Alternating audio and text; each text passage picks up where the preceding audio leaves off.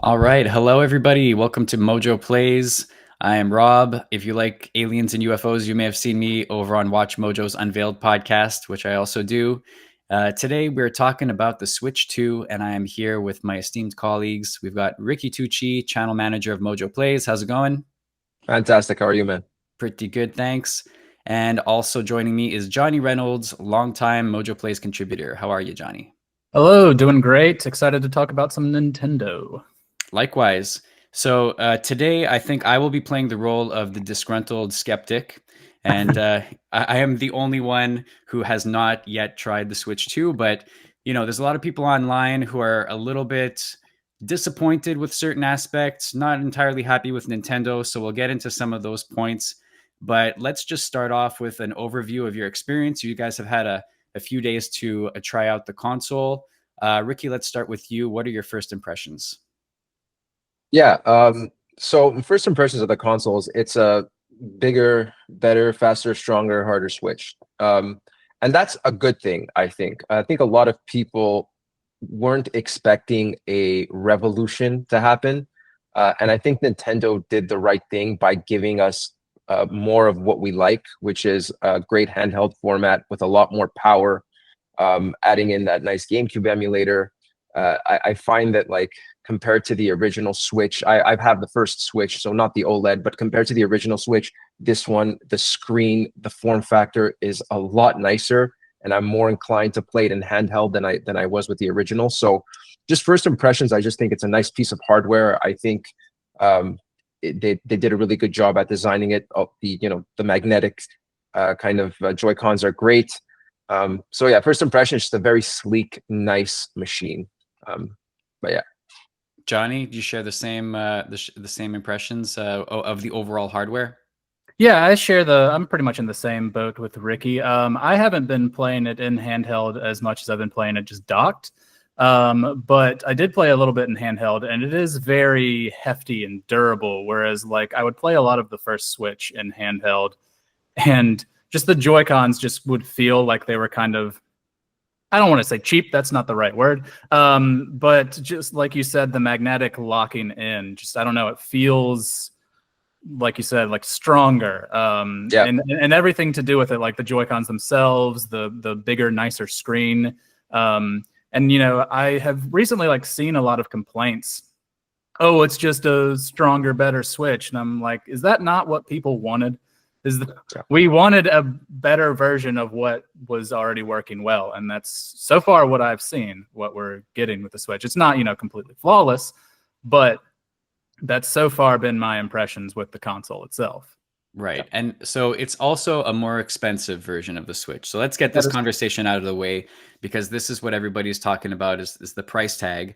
And Ricky and I are in Canada, so it hits us maybe even harder than people in the States and other places because in Canada it's priced, if you get the Mario Kart bundle, it's $700 Canadian. Yeah. So in the US that would be 500. And yeah, I mean, can Nintendo really justify that type of price tag for the kind of like upgraded Switch experience that they're offering with this? Yeah, I think it all boils down to what you as a personal consumer, like how you value the dollar, right? Everyone is comes from different backgrounds and life experiences. So I am from America. I currently live in Europe. So the price that I paid for the Switch with the Mario Kart bundle was about 510 euros, which goes up to about 560 US dollars. So it is a little pricier here, but that's just the case with technology. Generally, it's a little bit pricier here than it is in the States, or has been so far. That might change in the future, but we won't get into the whole tariff conversation. Right. But yeah, I think it all boils down to how much you're willing to spend. For me, the power is there to be enticing enough. I can't argue that if you're not a Mario Kart fan, I can't argue that you should get this day one. There's a lot of really great third-party support. I've seen Cyberpunk running on the Switch too, and it looks really, really strong. And impressions that I've got from seeing people online have played it, is that it is a very strong version of that game. Plus, what comes with all the extras like the DLC. So I would only argue getting the Switch 2 now, if you are a lover of Mario Kart, or if there's one of those third-party games that you missed out on, like Cyberpunk or Yakuza. So I think with Nintendo's release schedule, we're getting Donkey Kong next month. They've got Metroid planned. I would say if there's nothing here for you at launch, there's no reason to get it. Nintendo is always game forward first. Even though the technology here is really nice, it all boils down to what games you can play. So if there's nothing here for you at launch, there probably will be, throughout the rest of the year. Ricky, was this a must-buy day one launch purchase for you, or would you have waited in hindsight? Has your opinion changed on that? So full disclosure, Nintendo was kind enough to send me a Switch. So I know it's expensive. I was gonna buy it day one regardless. Even if they weren't generous enough to send me a Switch. So, but that's just me personally. I have to agree totally with Johnny that if you're not going to play Mario Kart, if you're not interested in the third-party games, or honestly, even if you don't necessarily care about some of like the games that got upgraded, like Zelda and stuff, this is not something that you need to go run out and buy day one. Yeah. For me personally, I am getting a ton of usage out of not just Mario Kart, which I think is great and a lot of fun, but I'm going back to Tears of the Kingdom and Breath of the Wild, and they have the Zelda Notes app now, so you can see what you've missed and do your 100% completion without just running around aimlessly. And the games look incredible. Really, the updated frame rates, the HDR, just it changes the whole experience. So for me, as a Zelda fan, also with the GameCube emulator, having Wind Waker there looks awesome too. For me, it's kind of a no-brainer. And the thing is, if you want to play Nintendo games, this is the only way to do it, right? You can only get them with the Switch or the Switch 2. And in the future, all the new games that come out, you're going to need the Switch 2, and it'll last 7-8 years. So the longevity's there. And I think I think you don't need to run out and buy it if you're not excited for Mario Kart or any of these games. But if you are, I think it's pretty compelling, and it's a lot of fun. Let's continue talking about the hardware a little bit. You guys mentioned the Joy-Cons. I know like that was a big, touchy point with the original Switch, that there was drift, and they kind of like wore down over time. And like Johnny, you made me think of my own Switch, where you kind of feel the Joy-Cons not loose necessarily, but there's a little movement when they're in handheld mode. And it sounds like the magnetic locking mechanism works a lot better. Do you see this as being like a tougher and more console with more longevity? Do you foresee any hardware issues like the original Switch had? I have seen reports that the Switch 2 Joy-Cons, like drift, can still be an issue. So that's something that I think a lot of people are going to need to be on the lookout for. I got the Switch 1 on launch day, and never had to replace it. But I did have to replace the Joy-Cons, like a lot of people, because drift was a very, very prevalent thing. Luckily, drift didn't set in for my Joy-Cons until like long after I had the console for a couple of years. So it wasn't like, oh, I get a new Joy-Con, play for it a little bit, and then it's completely screwed because I won't be able to move my character the way that I want to move them. It was just a more natural wear and tear for me personally. The Joy-Cons do feel, and like the size also is very nice. Like having to play them either holding them individually or using the Joy-Con grip. They do feel more durable. So I'm hoping that that is the case, where it is going to have more longevity in its usage, but I guess only time will tell on that front. Yep. Ricky, feedback on the new Joy-Cons. Did you have any drift with your Switch, or any other issues? So my original Switch, I actually didn't have any drift, which is I was pretty lucky about that. But again, I will say that I didn't use the Joy-Cons a whole lot. I prefer the Pro Controller, and I'll say that the new Pro Controller is fantastic. It's really, really good. It's sleek. It feels really nice in the hands. It's got the triggers on the back. It's just a much nicer, upgraded Pro Controller. So I use that for most of my gaming, unless you need motion controls.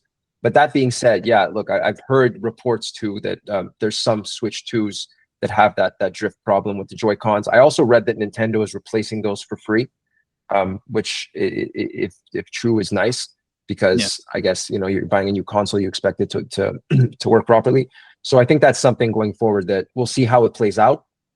But they do feel a lot better. The size is a huge difference. I think the other ones, they were a little bit hard to maneuver, a little small. Like you said, not cheap is not the right word, but they didn't feel as premium. These ones feel much more premium on the console and when you're connecting them to make them like a controller. And they're responsive. They're great. They're great even if you're playing just with a single Joy-Con, and you need to kind of split them in two and have them as a separate controller. I think they work a lot better than the originals. So it's just an upgrade overall for the usability, the ergonomics of it. I think fans will be really happy if you've played the original Switch and then move on to this one with the new Joy-Cons, specifically in handheld mode. I think it's a bit bigger, but it offers a more comfortable experience overall. So Joy-Cons, very solid, very solid. As for the Pro Controller, what kind of improvements have been made, if any, over the previous version? Does it come close to like the PS5 DualSense? Does it have like some of those? Does anything? Yeah, like the haptic feedback or any types of features like that? No, it's look, the DualSense is in a different league. I think it's much more expensive, to be quite honest. It's much more expensive, but it's much more expansive. The Switch 2's Pro Controller is, I would say, a nice upgrade over the original. But yeah, look, there's still haptic feedback. There's still that HD rumble. I'm not sure if it's still what they're calling it, but you still get that with the games. It's a very light, which is what I'm really surprised about. It's actually very light, the Pro Controller, so it feels nice in the hand. It's kind of got this matte finish, which also feels nice, so it doesn't get sweaty or too, it's easy to maneuver basically. You have the two kind of triggers in the back, which are built into the controller, as opposed to like on the DualSense where they're outside. And those are pretty good too. It takes a little bit getting used to, but you can assign them to different things within a game, and if you want them to be the jump button, or if you want them to be the dodge, or whatever it is. And then the battery life is very good from what I've seen. The D-pad is much better than it's been on the other ones, in my opinion. I feel like it clicks a bit better. But overall, again, this is like an evolution of the Switch 1 Pro Controller, which was also pretty good, I will say. The Switch 1 Pro Controller, and they're also still compatible with the Switch 2. So if you've spent money on the Switch 1 Pro Controller, they work great on the Switch 2, which is very nice, that backward compatibility. So if you really want to try the new Pro Controller, I would recommend it personally. I think it's really well designed, and I think it's a lot of fun to use. And I think it just adds depth to the games that you're playing with that extra maneuverability. But the Pro Controller one still works well. So again, another really nice evolution of a formula that already was really good. But yeah, if we're talking about like comparing it to other Pro Controllers, I do think obviously the PlayStation's Pro Controller is much more expansive, but given the kinds of things that are happening on PlayStation, there's profiles, you can individually switch your buttons. I mean, it's a bit of a different league, I would say. So yeah, no, not the same heights as that, but very, very good. Going to be using it for pretty much all my gaming on Switch 2. Yeah, I just wanted to clarify. I don't know if it was me who misheard or what, but if you had said before that the PlayStation 5 controller was more expensive than the Switch 2 controller, it actually isn't. It's a little bit cheaper. But the DualSense controller. Yes, the DualSense. The Pro, the Edge. Sorry, the DualSense Edge, which is the Pro controller, is more expensive. Right. The standard DualSense is a little bit cheaper. That's right. Yeah. Okay, gotcha. What about the other peripherals? Did you guys get your hands on anything else, like or test out the camera or any other types of hardware that came along with the Switch 2? It was interesting to hear Ricky talk about the Pro Controller, because I was standing in the store and I thought, maybe I'll grab a Pro Controller, do an upgrade, because I have the original Pro Controller too, and I think it's great. And then I looked on the box and it's like 90 euros, and I thought, yeah, maybe not. No, the only thing that I ended up getting along with my Switch 2 was a carrying case, because I figured, well, it's bigger and my old carrying case isn't going to work, so better at least grab one of those. But I actually haven't gotten a chance to try out the whole game chat feature. None of my friends have a Switch 2 yet. So I haven't done any of the game chat stuff with Mario Kart, which is what the camera would be used for. I was really interested in getting they have one camera that is modeled after a piranha plant from Mario. And I was like, that's so cool and geeky and fun to like just have. Unfortunately, the camera quality is 480p, which is obviously not great. I can't remember exactly what the original version of like the P quality of the original camera is. But I was a little disappointed to hear that at least that one was 480p. So no, I haven't been able to try out any of the peripherals to wind that answer down to something shorter. That's one element where I think it's a little bit hard to justify. Like, I know that you're a little head on the screen that's like the size of a of coins. So you don't need a 4K quality for that, but 480p does seem a little bit, on the low side, don't you think? Yeah, a little bit. I would agree. I haven't gotten a chance to use it yet, but I have the actual like Nintendo Switch 2 camera over here. I don't know if this one is 480p. It might just be the Piranha Plant one. But I have seen a bunch of people who have used it, and I think it looks fine. Again, you're a pretty small head on the screen. I think that if you have friends across the world, or friends that are just not next to you, I think it could be good, to just have everybody there, talk, laugh. I think the game chat is a universal feature that it applies to all games, and so that's a strong point. I think that I'm happy that Nintendo is branching out and trying to make the Switch app and kind of the communication features a bit easier, a bit more front and center.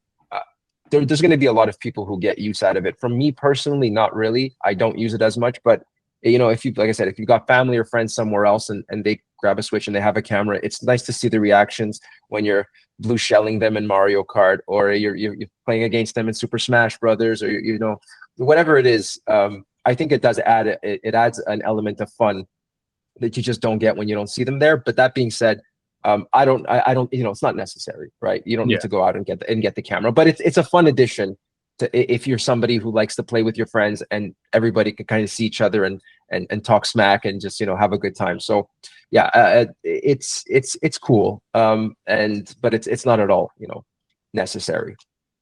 Nintendo also released this Welcome Tour game that a lot of people are upset costs some money to purchase separately. It's not a pack-in game that's included with the console. It costs $10 US, I believe, for the Welcome Tour. And from what I've seen online, it also, if you want to complete that little game, you will also need $150 worth of extra hardware for the console in order to do everything that's included in that game, which, I've seen both arguments.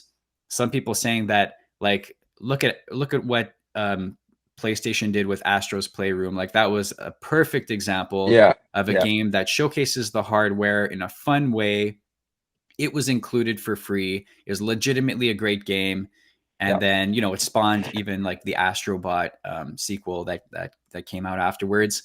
So that was a terrific win. And Nintendo is, this is why people are upset, because they're charging extra for everything. And it's a game that, during the Wii days would have been easily included with a console. And I think people are justified in their criticisms about that. What do you guys think? Yeah, definitely justified in the criticisms about that, because that, again, boils down to your value in the dollar. $10 is not a lot to some people, but still charging that for what looks to be a tech demo is kind of, I can see why people are frustrated with that. I didn't get it. I didn't plan on getting it. If it were free, I would have tried it, but it's not. And it's not something that I want to spend money on. And like you said, back in the Wii days, that would have been packed in for free. Wii Sports was free with the Wii. You had Nintendo Land for the Wii U. And then we got to the Switch and 1-2 Switch. I never played, but got completely overshadowed, obviously, by Breath of the Wild. But I feel like if it had been a pack-in game with the Switch, more people would have tried it, more people would have thought about it more positively, but it's been mostly kind of like forgotten, or at least negatively thought of, as far as like Switch first party titles go. And this feels like, I don't want to say that it feels like there's less there even than that, because that was like, it was a party game full of just a bunch of mini games. But it was designed to showcase what the Switch and the Joy-Cons could do. And this, in a similar fashion, is designed to show what's different about the Switch 2, and feels like if you want to send this message of what your console can do to your player base, then that should be something that is bundled in for free. Astro's Playroom is a fantastic example. Yeah, it's a cool, fun little platformer that has a lot of references to Sony's history, but it also showcases just how perfectly the controller for the PS5 works. In a similar vein, that should have been a free thing that's just with the Switch 2. Then you wouldn't have all of this controversy blowing up. And I feel like with you having to have all of these, like an expensive TV or such and such to completely 100% that game, I feel like I also saw, I could be wrong about this, that those aspects of the game are like automatically completed if you don't have those things. But that is still kind of disappointing that you don't get to experience the full game that is offered because of it. So all in all, like, the whole conversation surrounding the welcome tour is a little just unfortunate. All right. Well, I think that definitely the highlight of the launch of the game that most people were playing is Mario Kart World, as I'm sure you guys were. So let's talk about that a little bit. What were your first impressions of Mario Kart World? And let's start with Ricky.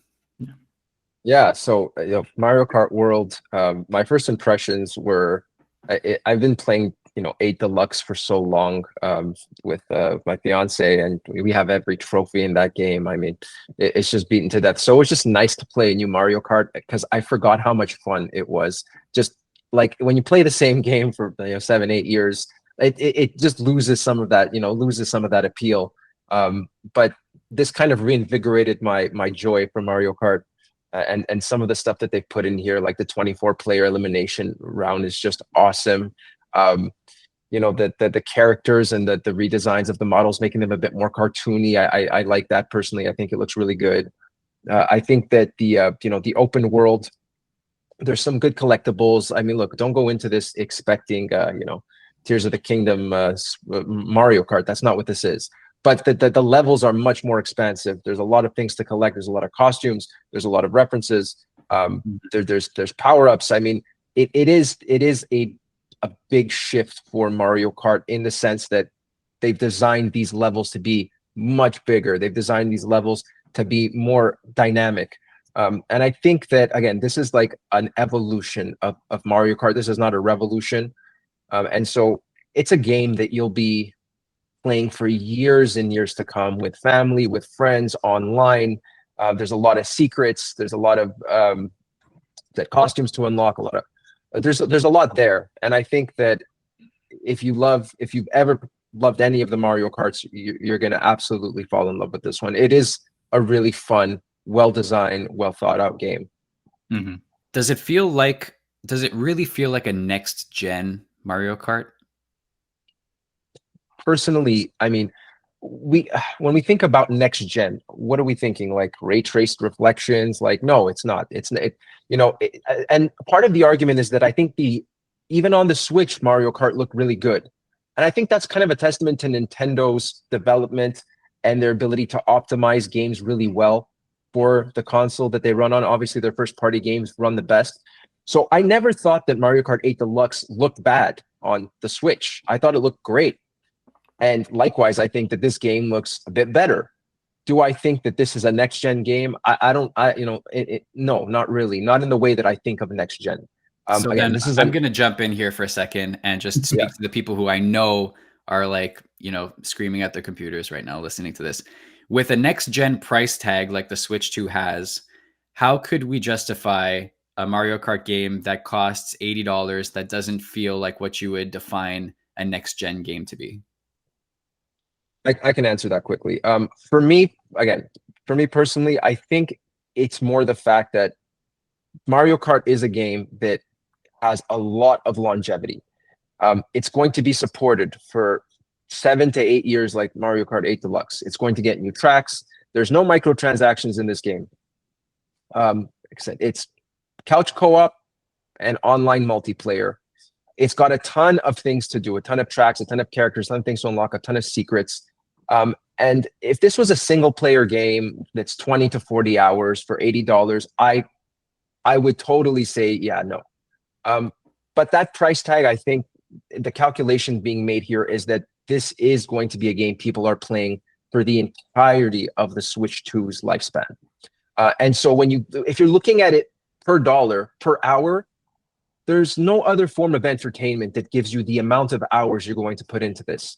I'm not here to say that that all games should be $80 now. Like, no, I don't think, but the reality is that we're living, everything is getting more expensive. You cannot expect 7 years, 8 years passing, and a piece of hardware or software is going to be the same price. The world is not the same it was 8 years ago. So I think people need to understand that, like, it's a different economic reality. It's not just about the insular looking at games. Everything has gotten more expensive. Very few things have the same price point after 8 years, let alone technology, which has only gotten more expensive, game development, which has gotten more expensive. And again, you could disagree or agree with that statement. I'm not here to say that every AAA game should be $80 now, but I am saying that what Mario Kart gives you, which is that longevity, that multiplayer, there's something there that's not just I'm picking it up and then putting it away once I'm done, right? This is going to last the entirety of the Switch 2 generation, and it's going to get presumably updates, DLC, things like that. So I understand why Nintendo opted to have it be more expensive, but that's just me personally. Everybody's going to have a different opinion on, is it really worth that price tag? And it's going to be worth that depending on what you get out of it, So yeah, it does seem to me like Nintendo's playing a completely different game than Sony and Microsoft, and it almost feels like Nintendo is the Apple of the gaming world to Microsoft's, like whatever Windows PC. You can say that one is superior or inferior in terms of hardware, but like then there's also the design questions, and so does that justify the price and ease of use and compatibility? And there's all of these other things. Let's talk about the gameplay though. Johnny, what do you think of Mario Kart World? And I'm particularly curious about the free roam mode. Yeah, it is. Honestly, I'm addicted to the game, and I knew that I was going to be addicted to the game immediately. Personally, I got the bundle, and I think this game is worth more than the $50 extra. Sucks that I didn't get a physical copy. It's it's always nice to have the case on your shelf, but like Ricky said, what is there is the quantity, not only the quantity of like the hours that you're going to put into it, but it's the quality. And Nintendo has made these subtle but very important, crucial tweaks to the gameplay. And that is, the grinding on rails, the wall riding, the little jump hops that you can now do, which is also tied to the drifting. All of these little things that have been added to the formula that on face value don't seem like that's really that big of a change. But when you have a bunch of people racing packed into those tracks, and you've got, that makes or breaks a race. I've seen people pulling off ridiculous stunts, going off of jumps onto rails, then down to the track, and then just flipping all over the place. And it's absolute insanity. I'm still playing this game as if I were playing Mario Kart 8, and I'm getting my butt whooped because of it. But that's just the races in general. But the free roam mode, and I've seen a lot of people complain about it, even on our own video of just the raw gameplay footage, talk about how it looks boring. And to those people, I would say you have to play it. Like, I think free roam is remarkable. I've been just getting lost just driving around. There's so much content like packed into it. Like Ricky said, all of these little secrets, these hidden challenges, these P-switch things that are just all over the map. Some of them are, they're simple. You get a little time limit. and you race through some rings to get to the end goal, and then boom, you get a sticker and the satisfaction of having completed another challenge. Others are incredibly tricky and like deceptively hard. And you can spend like 10, 15, 20 minutes just trying to nail this challenge. And like, yeah, it can be frustrating, but that's the nature of Mario Kart always. But it becomes such a satisfying thing to test yourself against. And it also just makes you a better racer, because a lot of the challenges are built using like the grinding and the wall riding and the new little ways to play this game versus Mario Kart 8. Yeah. So I am really enjoying free roam. There's also just a ton of Easter eggs packed into it. And it's just a really great way to learn the tracks. Like you can explore and you can find little shortcuts. And you can say, oh, I should try this the next time I'm racing online with other people. There's a lot of value there. There's a lot of enjoyment there. And I am constantly looking forward to playing more. So I think that is, a lot of people talk about, I see just like the new tracks in general, or the knockout tour being like the big selling point for Mario Kart World. And I think free roam is higher than that. I think free roam, there's only two downsides to free roam. One, there is no way to track the things that you've done. The P-switch challenges, they appear on the world map just in general, how much you've done, but there's no way to track how much you've done around each section of the map or tied to each course. So that is a bummer, because then you're going to have to search online and say, I don't know if I've done this before. Let me go back over there and look. And it's just very time consuming. And I've also seen a lot of people complain that there is no kind of like single player story to it. I'm not that bummed about that, because like I said, there's still just a ton of fun activities that you can do in free roam. But overall, I think that mode is really, really great. I'm having a lot of fun with it. It does sound like it adds a little bit more bang for your buck compared to 8 Deluxe. It does. And still some people, like, it's just not their jam. So maybe that can also tie into like their negativity about like the price of $80. Like if you're not into the free roam mode, then yeah, $80 is going to seem incredibly steep. But for someone who is loving the hell out of it, I can understand the price a bit better now.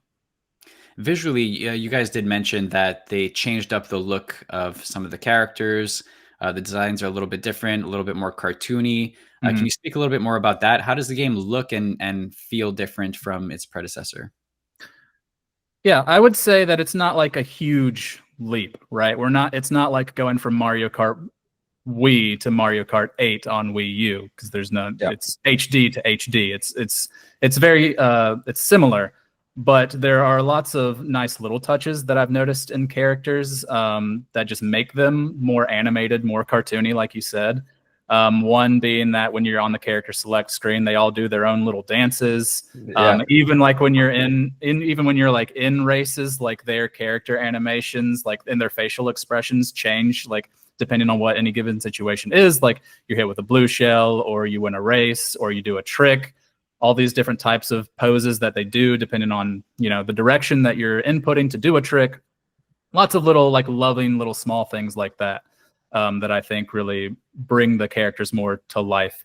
And I saw someone compare like when you would win a race in Mario Kart 8 versus when you would win a race in Mario Kart World. The characters will be much more expressive versus an 8, where they'd be sort of like looking around but not like looking directly at the camera. They'd be kind of like, they look like it's still a gorgeous looking game, but those little touches just make them so much more expressive. What about the online modes? Have you guys tried out those, and what have your experiences been so far? I haven't actually played online, but I have just played a ton locally with some friends. And so like the online look, I don't think the online is that much different from past Mario Karts, which is to say that it's very good, and with the added modes, it's only going to get more fun. The online has always been pretty good with Mario Kart, but that for me, it's that local play where you get to see those reactions with the people that you're playing with that really drives the experience home. And if you're competitive, it's great to be online and have your friends or just race against strangers. Yeah. Johnny, how about you? I have played a bit online. I've played some of the general just races against people. I've also dabbled in the knockout tour, which is absolute insanity.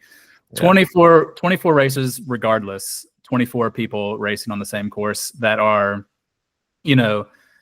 either comparable to your skill or better. Is just utter chaos, especially in knockout tour. That is insane. Everyone is just like, the tension that you feel when a checkpoint is coming up and you're like towards the back and you're just trying to do anything that you can to like edge ahead. Like that mode manages to like take the chaos that's already built into Mario Kart's DNA and just expand on it and heighten it. Yeah. Which is tough to handle sometimes, but it's still very fun. It'll take a couple of years off your life for sure. I think it's great, man. Honestly, the knockout mode is fantastic. When Nintendo invited me to New York, we played against 24 other people in the room. Everybody had their own TV, so everybody from around the world, really. And that was crazy. I was lucky enough to come in third place, and the girl next to me came in second. So the pressure is on, and what I love about that is like you're locked in, man. Like you're focused. It brings that spirit of competitiveness and that fun together in a very, very compelling way. So yeah, I would definitely recommend, anybody who's watching this has the game or thinking of picking it up, like that 24 player knockout tour is awesome. Just to put a bow on the Mario Kart conversation, for anybody who's on the fence, what do you guys have to say? If they're not sure if the price tag is worth it, if they're, not convinced that this one game is enough of a reason to buy a whole new console right now, what would you say to those people? I would say the unfortunate thing about Nintendo is that their first party prices rarely drop. They will have an occasional sale, at least with the Switch. They'll have an occasional sale where the lowest they'll knock off the price tag is $20. Yeah. And I would imagine that's probably still going to be the case with the Switch too. It's unfortunate, but Nintendo games have that sort of magic quality that you can't really get anywhere else. And their IPs are like so famous and so popular for that reason. But if you're on the fence about getting a Switch 2, I would say, they'll probably, I don't know, maybe do some kind of sale when it gets to be around the holidays. I wouldn't think that it would be a major price cut, especially since if the reports and the numbers are to be believed, this launch has been incredibly successful. They have cut prices of consoles in the past, like the 3DS and the Wii U, within like the first year when it wasn't performing well. But this is clearly not going to be that case. But like I said, I think they have a really strong release schedule planned. They start with Mario Kart. We've got Donkey Kong next month, which looks to be really, really fun. You've got Pokemon coming up. You've got Metroid coming up. And a lot of those offer completely different experiences. And alongside with the third-party stuff, I think we're going to get to a point where it is like very quickly, where it is going to be like a really strong lineup of games that are all very impressive to run on the Switch too. So I think that if you're on the fence about getting it now, it'll soon be a time where something is going to push you over the fence. If there's one area to give Nintendo credit, I think, and you can still dispute the pricing and the quality of the innovation and stuff, but in an age where new video game releases come with these, massive day one patches, and they're often, riddled with bugs and glitches on launch day, and it takes months, sometimes weeks and months for a game to feel like the complete version that it should be. Yeah. Nintendo releases complete games still. You guys agree with that sentiment? 100%. Like, yeah. 100%, man. Yeah, listen, and that's part of the appeal of this thing is when you're getting a first-party Nintendo game, the quality that you're getting, and this is part of why Nintendo really doesn't lower their prices. Their games can be played. People are still playing, Mario Kart 64. I mean, their games are built to last. if you're playing for that Switch Online pack, and then having the addition of the GameCube, which right now only has 3 games, but Wind Waker is a huge one for a lot of people. That over time will be a nice expansive library of some incredible games. GameCube is, my favorite console. I think has some of the best games out there.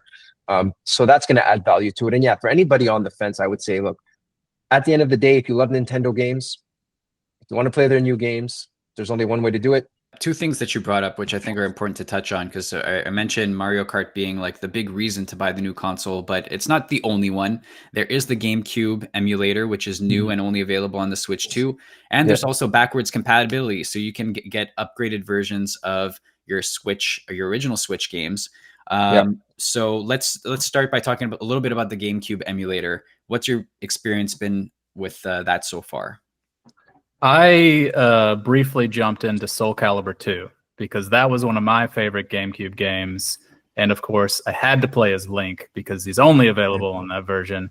And it brought back a lot of like really cherished memories because Link in that game is broken because he's the only character in the game that gets projectiles. You can pull out a bow, a bomb, and a boomerang. So I just played through his arcade mode. And I was like, man, this is super fun. I'm really excited to try some of the games that they have coming up that I never got a chance to try. Like I've never played Super Mario Strikers, and that's coming up.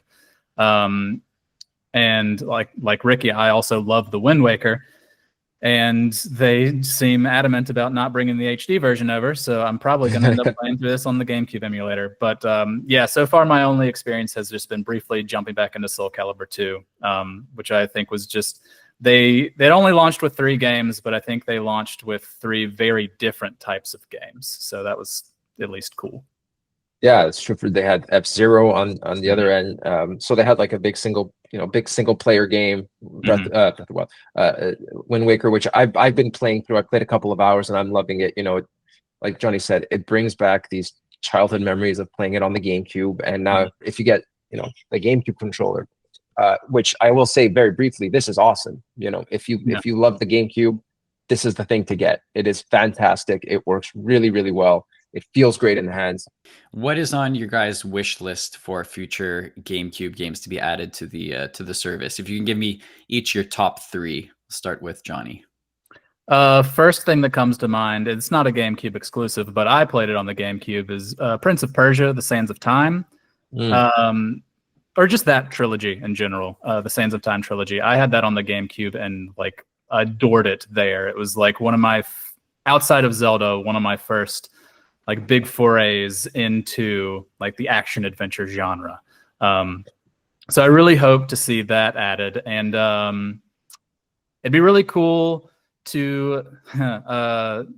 First thing that also pops into my head, even though there's not really a special need for it now. But Mario Kart Double Dash, I think, would be very fun, especially like using that online, because there is the tag team of having like 2 people in a cart at any given time. I think would be really fun. And all right, third game, I'd have to say maybe the Resident Evil 1 remake that they did, that was originally a GameCube exclusive before it got brought up into HD, and they got put on the other platforms, because I think even if they were to just like just upscale it a little bit, I think that's clearly like the definitive version of that game, and just to have that like on the go, or to like cuddle up on the couch late at night and play through that, like a better version of that original like horror masterpiece, as a lot of people would call it, would be really special. Yeah, I agree with Johnny. And like, for me, it would be cool to see Twilight Princess on there. Obviously, huge game. I'd love if they brought the HD version, but I'm not going to complain if they put it in the GameCube version too. Yeah. There was I like Beautiful Joe. I think that's a fun game. That would be cool if they brought that back. I'd like to play through Beautiful Joe again on the GameCube. That was a great one. And yeah, like Resident Evil 4, the original, is pretty cool too. That's where I first played it on the GameCube. And so like I would just for nostalgia purposes to like boot it up on the GameCube again and see that game. I'm a bit surprised neither of you guys said Smash Bros. Melee as an option. Yes. Smash Melee. That's right. Yeah, Smash Melee. So bad, Also, but yeah. yeah, good point. Actually, I think we've just been spoiled with Ultimate having like a billion characters and really enjoying that. But Melee, 100%. I know a lot of people who still play that game today. And would love it. So, but that being said, even the original Super Smash Brothers isn't available on there on the N64 emulator, if I'm not mistaken. So no, I don't think it is. Yeah, so I'm curious what they're doing with those games, because only Ultimate is available to play. Can't play Brawl, can't play any of those. So maybe at some point we'll either get them on the emulator, or we'll get like a Super Smash Brothers Mega Pack where it's like Brawl, 64, and Melee all together.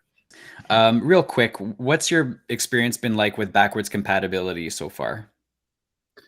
The only game that I have tried with backwards compatibility is Tears of the Kingdom. I have a membership to the Switch Online expansion pack, so thankfully that and the upgrade for Breath of the Wild are bundled in with that. So like Ricky said, the value of the expansion pack is just going up and up every time they release something for it. But yeah, it's been really fun to jump back in and just see it like with better visuals and at 60 frames per second. Not that game was, the game is stunning already. But it was so weird. Like, I knew it was going to be 60 frames per second. I knew it was going to look different and feel different. And yet still, like, jumping in, I was like, this is remarkable to just move around in. So I just did a lot of exploring. I went to places that I thought, oh, the frame rate, I remember the frame rate dipping a lot in this area. The forest, exactly. Forest. Great Hyrule Forest. Right. And I was like, and it runs remarkably smoothly. I did a lot of other exploring. I wanted to go to places where I knew that the voice memories might be interesting, because there's a ton of them in there. Zelda herself gets like 150. Yeah, and then you got Raru and the Giga Clan Master, Koga, who also get their own memories. So I wanted to go to places where I thought that the memories might be really interesting, but also just like that I thought would be really pretty places to look at. So like the Sky Island that you start on at the beginning of the game. I also have not played that game for a little while, and I thought, it'd be fun. Let me go fight a King Gleeok. Nice. And I got my butt absolutely handed to me.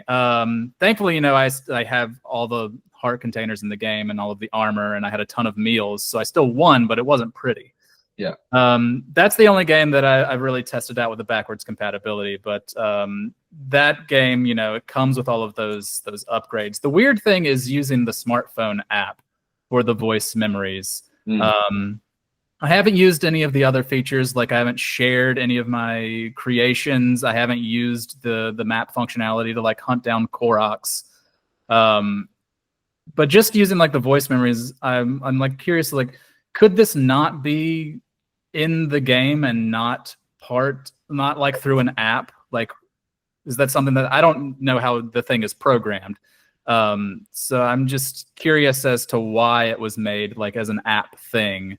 And I will say the notification sound that you're getting closer to a memory, just as annoying as the Sheikah Slate sound when you're getting close to a shrine. Right.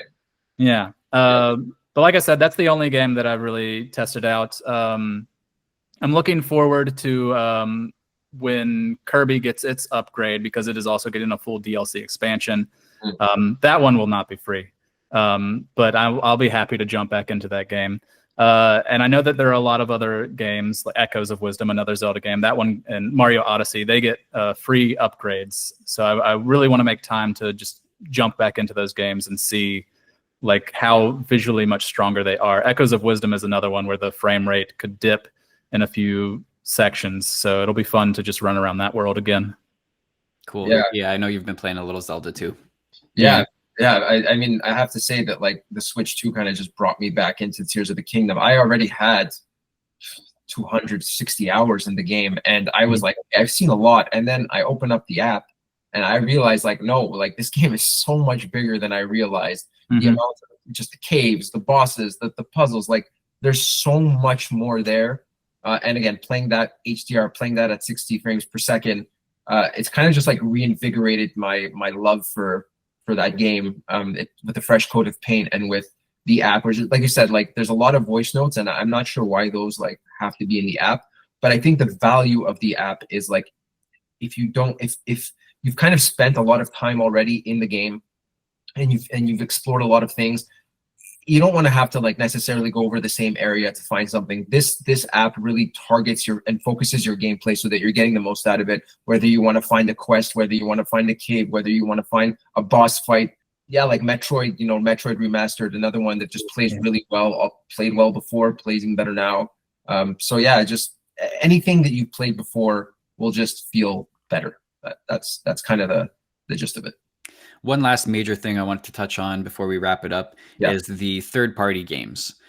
So I was thinking a lot about this, and particularly because, the original Switch really struggled with third-party support, especially towards the end of its life cycle. And I'm thinking about like embarrassing ports like Mortal Kombat 1 and like other really, really bad ports that it just couldn't handle. The Switch 2 is opening up the doors for a lot more third-party games to actually like look good and play well on the platform. Yeah.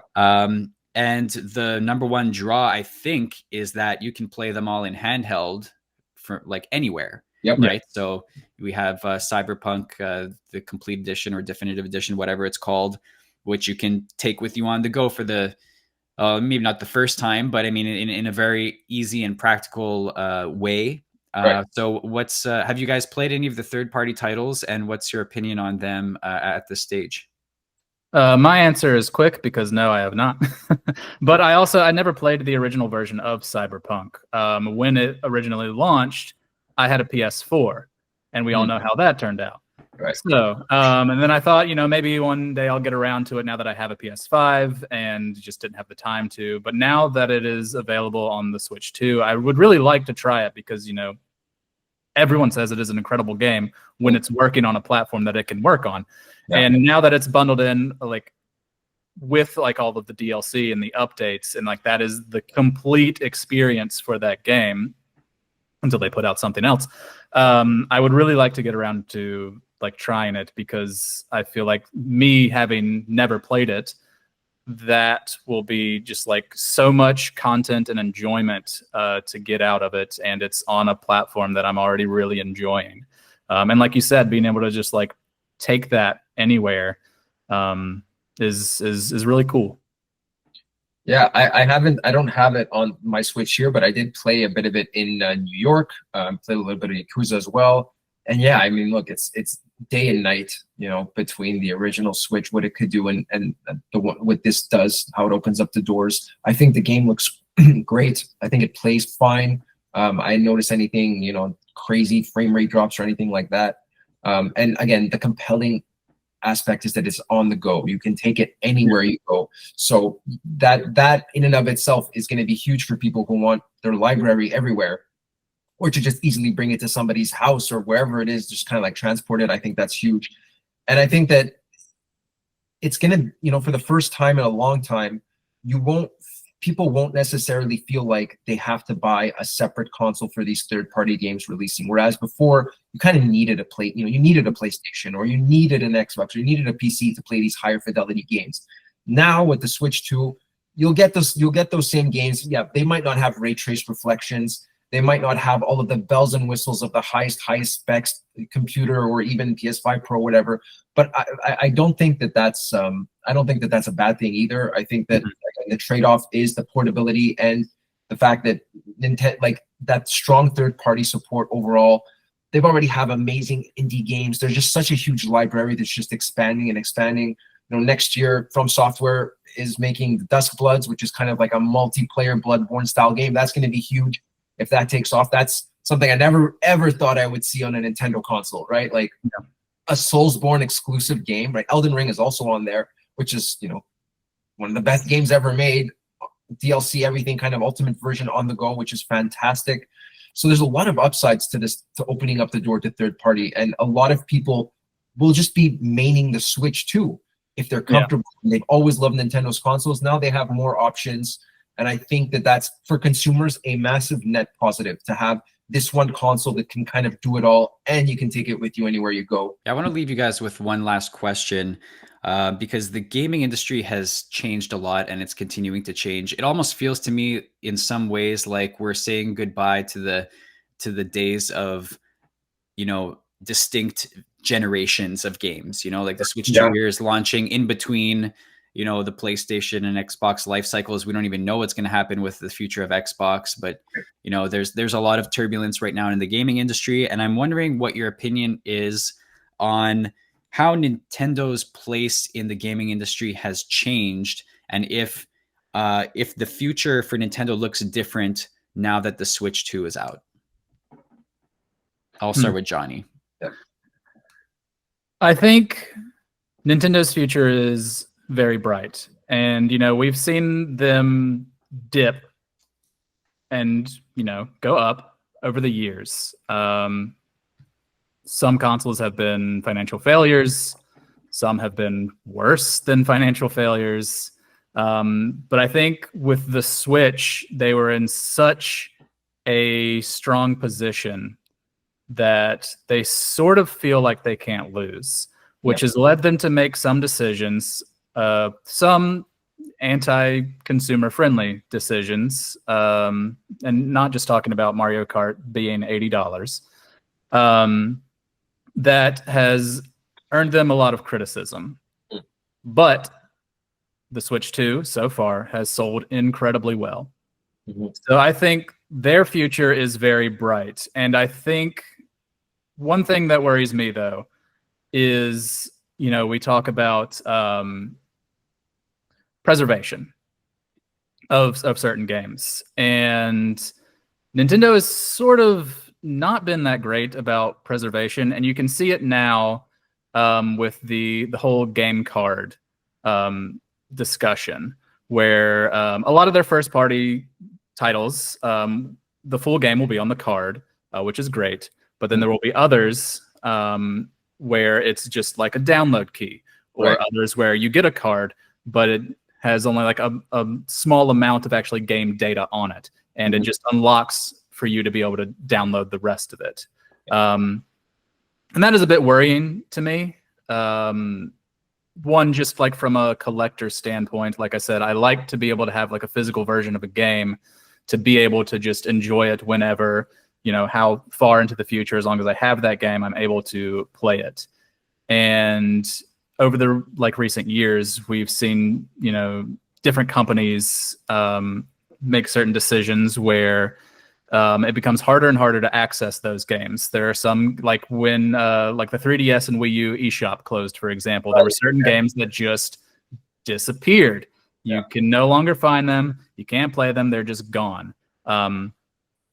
And that's really sad. Not to say that every game is like on the same level or like, every game, it's a tragedy or something like that. But I just wish that Nintendo would take that a little bit more seriously. And I think it's the game card situation is for a lot of like the third-party titles, and maybe you'll be able to find those like on other platforms. But even with PlayStation, you still have this huge download file whenever you put a disc into the game. And who's to say that option will be available in the future? Like, we don't know. So it is just a little bit worrying, just from that perspective. Yep, valid concern. Ricky? Yeah, that's a great point, Johnny. And I think anybody who collects physical media will agree with that. Game preservation is important. Not having necessarily things tied to a download to a server that might not be active in God knows how many years. These are real concerns that people should bring up and should raise. And I think that I personally do most things digital, although with Nintendo, I do like, if I can, to buy a physical thing. And I think that's also something that people need to realize, is that Nintendo is this legacy company. It's been around for over 130 years. And people like to collect that stuff. They like to collect Nintendo memorabilia and games. So even more so, kind of like Disney in a sense, where like that legacy, people want to be a part of it by owning things connected to it. And the older those things are, the rarer they are, the more value and memories that they hold to people. It's an issue that's happening throughout the game industry, game preservation. Like most things are digital now. Most people don't want to own physical media for a lot of different reasons. And I do think it's a shame that there's this not everything is going to be on the card. There's always going to be this component where it's an external factor. So that's for sure. But if we're talking about Nintendo's future, I mean, they've been opening in theme parks now.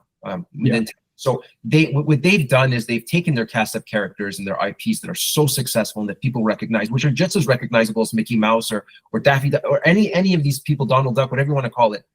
They've taken this and they're expanding it with movies. Look at the Super Mario Brothers movie, right? Making so much money. There's a Zelda movie coming out in 2027. We'll see what that looks like.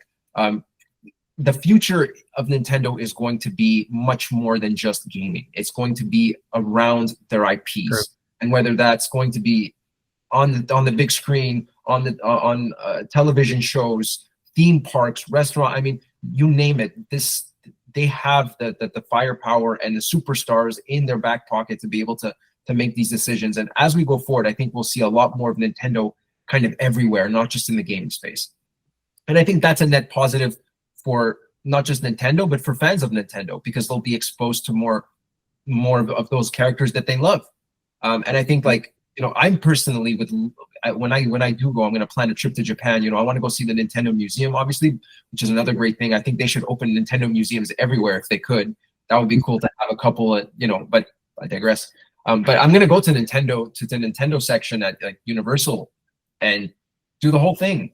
And you know, they have the interactivity there too, where you have the wristwatches and you can interact with the blocks. And I think that they're really expanding just beyond the gaming space, and they're bringing these characters to people who are outside of gaming, who eventually, you know, might come into it. And yeah, I think that's a really smart move on their end, because we see that with other companies, you know, something like The Last of Us, where it's a huge HBO show now, and Halo and all the, but that's kind of just like making a TV show about something, right? Not to diminish it, but it's not the same as making a whole theme park section for your characters. That's Marvel level stuff, right? Yeah. We're talking about, it's kind of in a different tier. And I think Nintendo wants to build on that, and the successes that they've seen with other IPs and franchises that have gone beyond just gaming, but they've really become, and they always have been, part of the cultural conversation, that the zeitgeist of what's going on. Mario, all of Donkey Kong, Link, all Zelda, all of these characters, they've been around forever, and they've shaped every other game, and every other developer has a story about playing Nintendo. So I think they're in a very, very strong position to succeed and to get their IPs and their superstars out to more people than ever before. Cool. Well, I want to thank you guys both for your time and insights on this. So it seems like you're both really enjoying the console, which I'm happy to hear. Yeah. I think, pleasure and enjoyment is at the heart of gaming, and that should always be at the forefront. So I'm happy to hear that it's working for you guys. And I'm looking forward to future conversations about this and more podcasts to come. Yeah, absolutely. Of Thanks. course. All right. Thank you, everybody. Leave your thoughts here in the comments. I'm curious to see what all of our viewers also think about the console, whether you've played it or not. So don't be shy. Leave your comments, and we'll see you next time. Take care, everybody.